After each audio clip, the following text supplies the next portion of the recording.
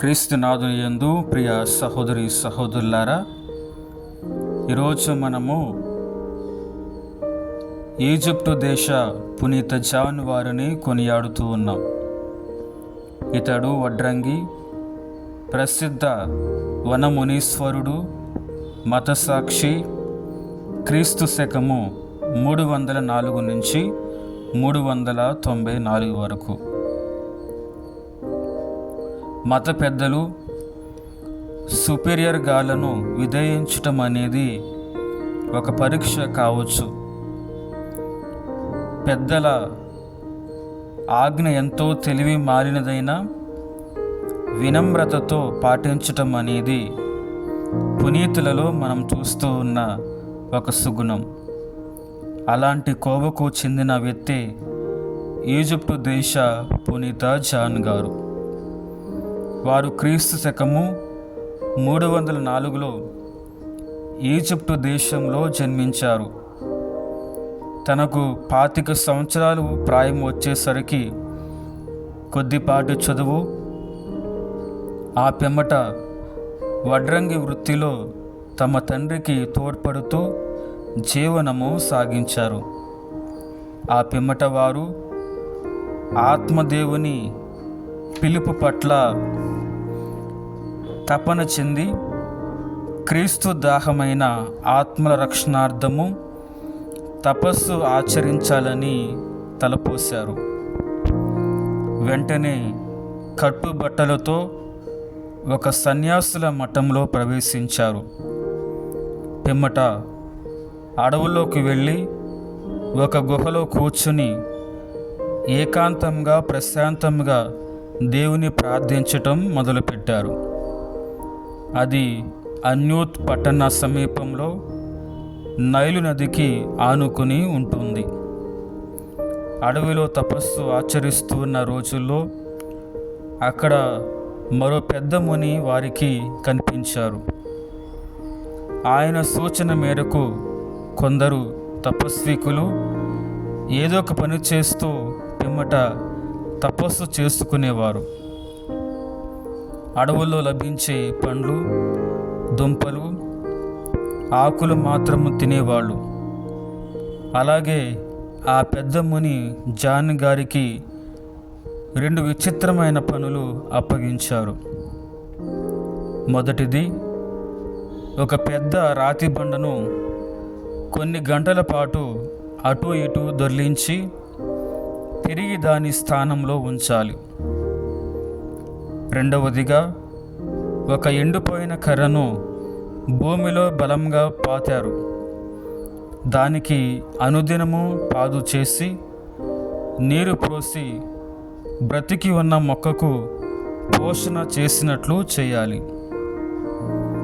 ఒక చిన్న పిల్లాడిలా అమాయకత్వముతో, నిడారంభత్వముతో, గొప్ప విశ్వాసాలతో దేవుడు తనను ఆజ్ఞాపించినట్లుగా పునీత జాన్ ఈ పనులు చేయటం ఆరంభించారు.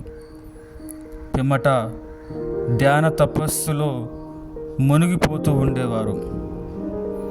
1 ఏడాది పాటు కాలం గడిచిపోగా వారు దొర్లించే బండరాయి నున్నగా ఒక గుండ్రాయిలా తయారై మఠం వేసి కూర్చుని ఎంతసేపైనా తపస్సు చేసుకోవడానికి అనువుగా తయారైంది. అలాగే ఎండిపోయిన కర్ర చిగిర్చి పుష్పించి పండ్లునిచ్చింది, మంచి నీడనిచ్చింది. పరిపూర్ణ విధేయత వల్ల దైవ ప్రేమ వెల్లువిరుస్తూ ఉంది. అద్భుతాలే జరుగుతాయని పునీత జాన్ గారు నిరూపించారు. ఇలా 14 ఏండ్లు తపమాచరించి ఆ నిటారు కొండ నుండి దిగి వచ్చారు. అప్పటికే తన దేవుని గురించి, తన ఆత్మ గురించే ఆలోచన, తనను గురించి తనకు తెలిసిన కొద్దీ తనపై తనకే అపనమ్మకం పెరుగుతుంది. తన భౌతిక శరీరాన్ని అదుపులో పెట్టుకోవడం కష్టమవుతుంది. అందుకే తన కడపటి 50 ఏళ్లలో ఏనాడు స్త్రీని చూచి ఎరుగరు. అసలు మనుషుల్ని చూడటం కూడా చాలా అరుదు.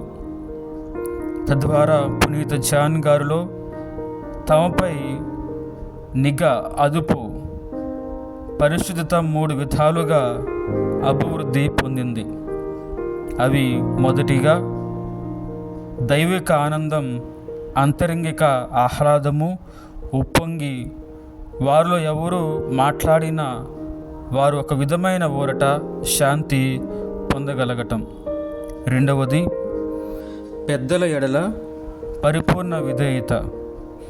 మూడవది అందుకు బదులుగా సృష్టికర్తను ప్రార్థించి ధ్యానించుట కొరకు పరిత్యజించిన అన్ని సృష్టి వస్తువులపై అధికార సంతృప్తించుట.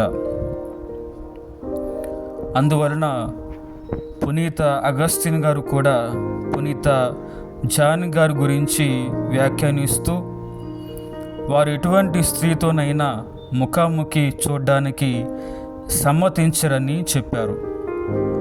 ఆ విధంగా స్త్రీ సంబంధ శోధనలు అసలు రాకూడదని వారి ముఖ్య ఉద్దేశం అన్నారు. పునీత జాన్ గారి చుట్టూ సైతాను పెట్టే శోధనలు కందిరీలాగా మూగి ఉండేవి. అందుకే వారు నిరంతరము దైవ ప్రార్థనలు చేస్తూ ఉండేవారు. ఇలా దేవునితో నిత్యం సంభాషిస్తూ ఉండటం వల్ల వారికి స్వస్థవరం, ప్రవచనాలు చెప్పేవరం అనుగ్రహింపబడ్డాయి.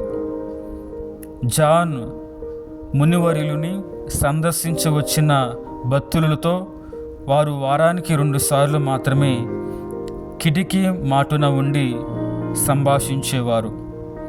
వ్యాధిగ్రస్తులు నూనె సీసాలు తెచ్చి వారితో ఆశీర్వదింప చేసుకునేవారు. పునీత జాన్ తమ జీవిత అంతిమ 3 దినాలలో తమను తాము పరిపూర్ణంగా దేవునికి అర్పించుకున్నారు. మోకరిల్లి దైవ ప్రార్థన చేస్తూ ఉండగా ఆ శరీరం అలాగే ఉండిపోగా వారి ఆత్మ దేవుని చెంతకు చేరింది. క్రీస్తు శకము 394లో వారు తనువును చాలించారు. జాన్ అంటే దయామయుడు, దైవం, దేవుడు ఆదరించెను అని అర్థం. ధ్యానాంశం: విశ్వాసం నమ్ముతుంది, ఆశ ప్రార్థింపచేస్తుంది. దాతృత్వం ప్రాధేయపడుతూ ఉంది, పరులకు దానం చేయాలని ఉవ్విళ్ళూరుతూ ఉంది. వినమ్ర హృదయం ప్రార్థనను తయారు చేస్తూ ఉంది, దానిని వెల్లడింప చేస్తూ ఉంది.